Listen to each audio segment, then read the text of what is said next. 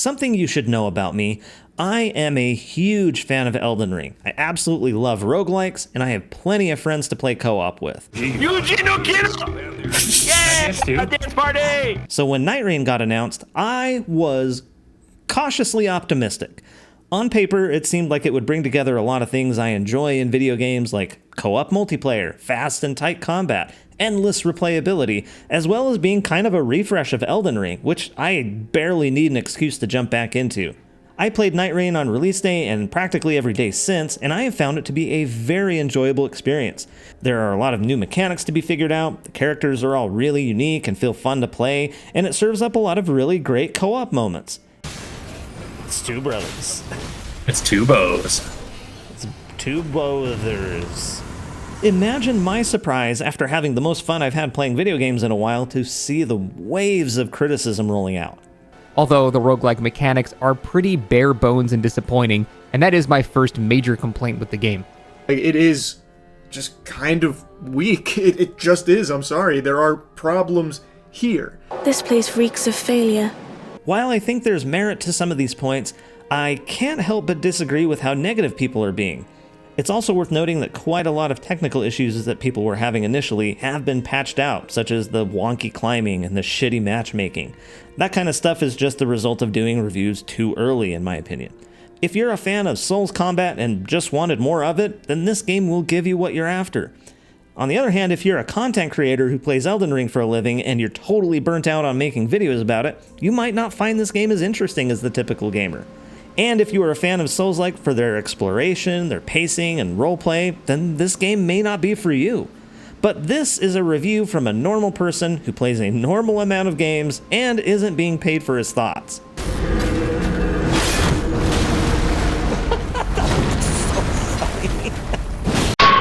So what's great about this game is that it takes everything about the Souls combat formula and makes it smoother, faster, and frankly more fun. All of the rough edges have been sanded off to make for a very surprising improvement on Elden Ring's already fantastic systems. Some of my favorite changes are the small things, like how you can hit enemies while your buddies are in the crit animation. Sprinting is awesome, not just for getting around the map, but also in combat. And it's not overtuned, as it uses plenty of stamina, but only when you're in a fight. Items are finally useful here too. I completely ignored crafting and items altogether in Elden Ring because they just hardly ever seemed worth bothering with. But in Nightreign, consumables have been given buffs across the board. Boluses give you permanent resistances for your runs, knives and throwing pots do significantly more damage, and the defense and attack buffs actually make a big difference. Now the biggest change to the Souls formula here is how the characters are set up. Rather than an abomination of your own creation to take on the Night Lords, you play as one of 8 pre-made Nightfarers. That might come as a disappointment to the RPG fans, but I think this decision further sets this game apart from other Souls games, and I think they all feel really fun and distinct to play. Not only do they all have unique skills and ults that feel really fun and impactful, every character has unique movesets with their preferred weapon type, and that adds a lot of flavor to the game and their personalities. One big standout is the archer character, Iron Eye. No longer do bows suck. He can even do crits and backsteps and shots out of a roll. It kind of makes you wonder why bows weren't made this way to begin with, because this playstyle is incredibly fun. And you get unlimited arrows. It's perfect. The other advantage to the pre-made characters are the story elements. I wasn't expecting much story from this kind of a game. I kind of saw it as more of like a Smash Bros type thing where it was just putting all of FromSoft's greatest hits together, but instead of playing famous characters, it's fighting the series' best bosses. But because you aren't playing a generic hero, they've been able to craft stories for each of the 8 characters through their remembrances, and if you pay attention to them and you read the journal entries, it's actually quite good. I do wish that they had done more voice acting though. When you're playing as one of the Nightfarers, they're completely mute, which is weird because they do have dialogue when they're acting as NPCs at the Round Table Hold, but the rewards for engaging in these questlines give you the best relics in the game, so even if you're not invested in the stories, they're worth doing for the passive upgrades, especially since most of the relics aren't quite as impactful as I wish they were. And this brings me to one area of criticism that I've seen that I absolutely agree with. The relics that you choose before the start of the run don't really make a big difference until you get the really good ones, and then you'll probably never switch them up. This same level of weak passives carries over to a lot of the loot that you pick up during your run, where they just aren't quite as interesting or as powerful as they could be. Roguelikes benefit from being able to chain together strings of items and upgrades to make builds on the fly, and that just doesn't happen in Nightreign. They could have gone a lot more wacky with it, but they instead chose to do conservative numbers buffs, which just aren't as interesting as it should be. Items that give you effects when you start a roll or sprint, for example, are somewhat rare, and they aren't likely to really define your build even when you do get them. Instead, Nightreign relies on the strength of its basic combat, which is very good, mind you, but this is a giant missed opportunity to make this game significantly more distinct from other Souls games. It would also make runs more varied and interesting, and ultimately make the game more replayable. The lack of randomness is felt in other parts of the game too. The map is relatively static in its terrain and instead shuffles the points of interest around, and I don't really like how they railroad you into how you start. I wish you could just drop anywhere you chose, but that is what it is.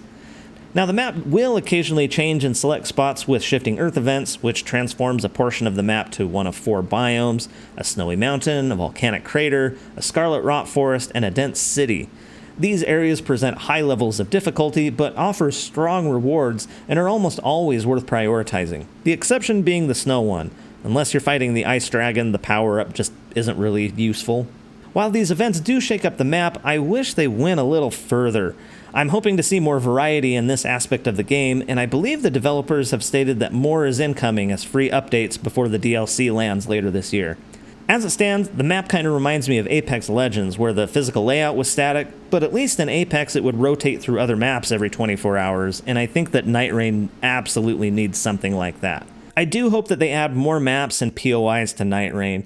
I feel like one simple thing that they could do is just mirror image them. That way they don't have to remodel anything, but it'll feel different enough that it doesn't get stale, and that would be such an easy change to implement. Probably, maybe, I don't know. I'm not a developer. In addition to the shifting earth events, there are random events that you can encounter as you play, and I'm hoping that they add a bunch more because they add so much spice and emergent gameplay to runs. For example, when you get invaded by the Fell Omen, it's exciting and potentially chaotic if he happens to show up when you're handling another threat. He kind of feels like when the Butcher would show up in Diablo 4. I think it could also be really cool to include player invasions. I know not everyone is into that, but I really feel like it could be fun for both parties if done right. An extra layer of unpredictability would go a long way in Nightreign.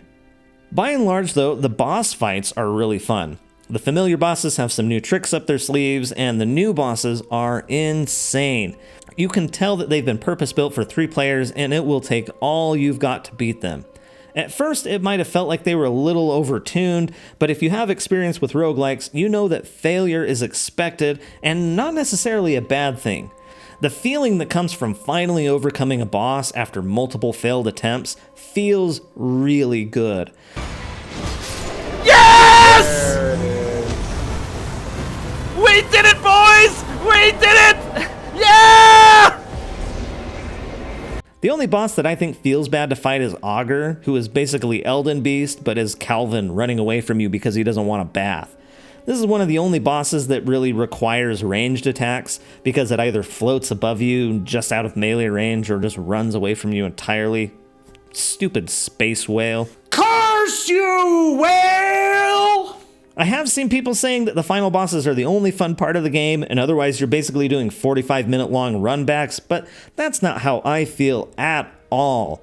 Ultimately, I and all of my friends are having a lot of fun with Nightreign, and we're all looking forward to the future updates. We're sorely missing a lot of enemies and bosses we'd like to see, such as Pontiff Sullivan, Bone Wheels, Capra Demon, Bell Gargoyles, Ornstein and Smo, Taurus Demon, Abyss Watchers, Melania, Mesmer, Malekith, Rolana, Soul of Cinder, Gwyn. Let's go full Smash Bros. Ultimate and get everyone in here. With the vast back catalog and somehow untouched Elden Ring DLC roster up for grabs, there is enormous potential for future content here that would greatly enhance the replayability of Nightreign. And that goes for weapons and armor as well.